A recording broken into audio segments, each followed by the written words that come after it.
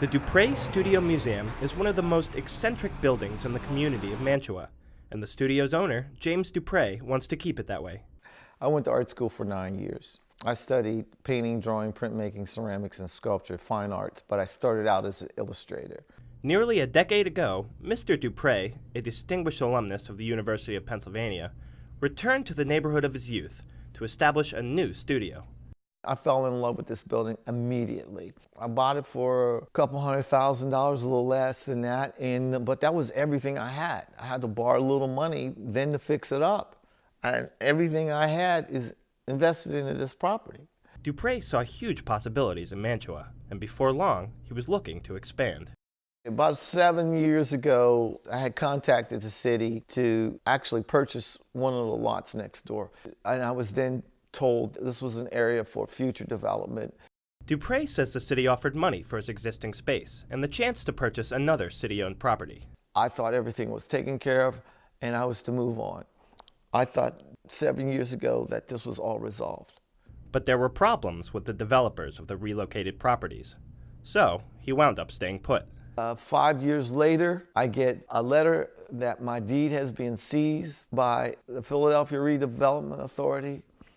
How do you seize a homeowner's free and clear deed if they're not 3 to 5 years in back taxes or the building is not condemnable? Well, how do they do that? Through the laws of eminent domain.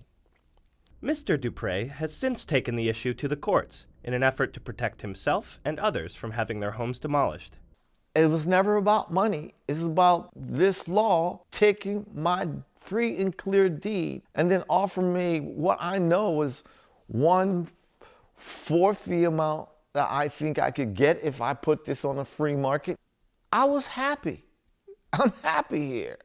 We reached out to the Philadelphia Redevelopment Authority, which offered this written statement. It is always the goal of the city and the Redevelopment Authority to use eminent domain as a last resort. However, there are still plans in place for the area that will include a supermarket. Dupree says the uncertainty has taken a toll.